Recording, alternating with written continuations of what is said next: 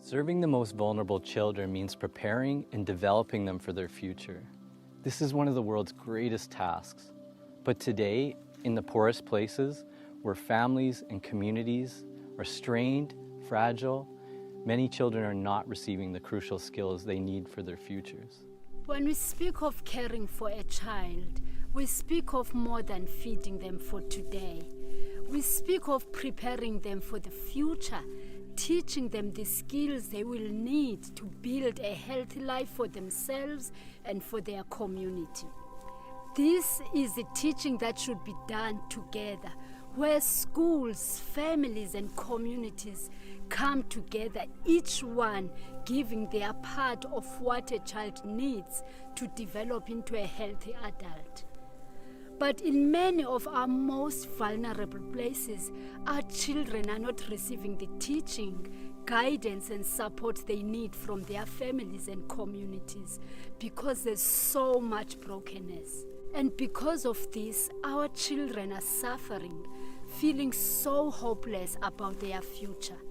Many are pushing to fix this problem by just getting the children into schools. And today, we are so proud to say that nearly all our children in Hands at Work programs are in schools. That is good, but it is not enough. Overcrowded classrooms, a lack of resources, make it very hard for children to learn even the most fundamental skills at school.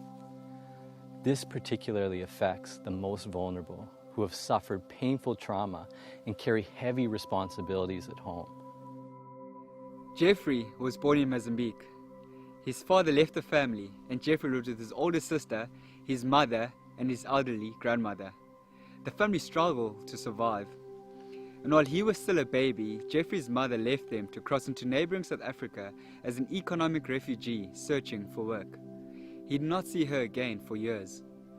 Jeffrey's grandmother struggled to care for the family.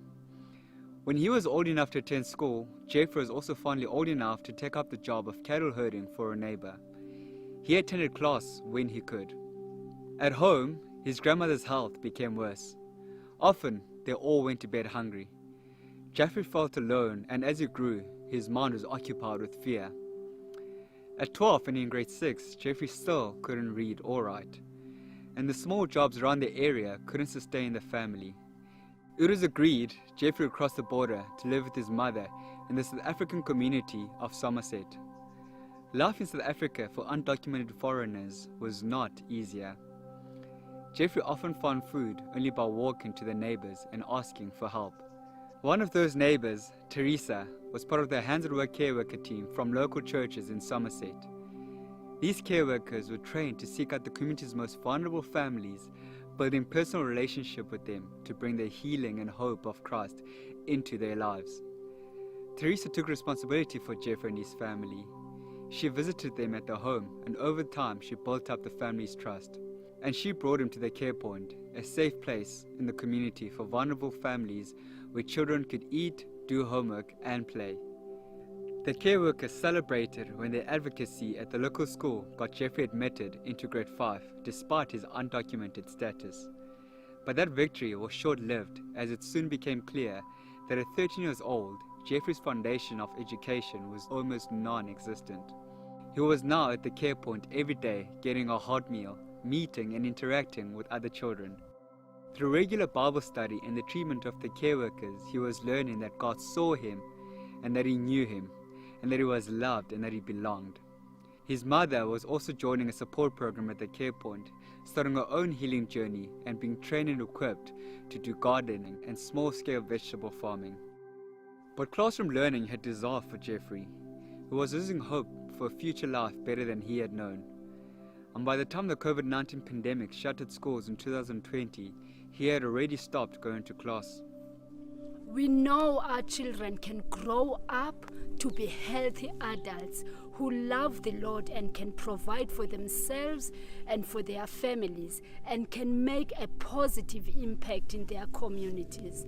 Imagine what an impact our children can make as they grow up healed of such a past of brokenness and start to model a new way in their community. That is our dream for them. But it is demanding a change in the way we think about education and learning. In the lowest income economies, there's little opportunity for formal jobs. And to survive, children need skills for informal work, life skills like problem solving, planning, and communication. But without home environments that can teach this, the most vulnerable children are left unequipped. Hands at Work's goal is to make sure these children are not left behind. It begins with mobilizing men and women from the local church to take personal responsibility for these children in their own community, showing they are not forgotten and they do have a purpose. Jeffrey has been discovering his purpose and his place at the Hands at Work Care Point. He's been discipled and mentored by the care workers and local church leaders. At 17, he is known and looked up to by many of the younger children at the care point. He sees many peers who've also left school now as a result of COVID-19 and have fallen into trouble with substances and crime. But he knows that his choices matter to more than himself.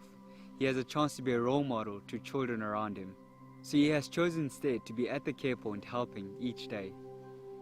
And he has become part of a group of other youth working and learning alongside Hands at Work mentors, being trained in basic construction skills. As they tackle projects together, like repairing local houses, they are learning crucial lessons in teamwork, project management, and trades.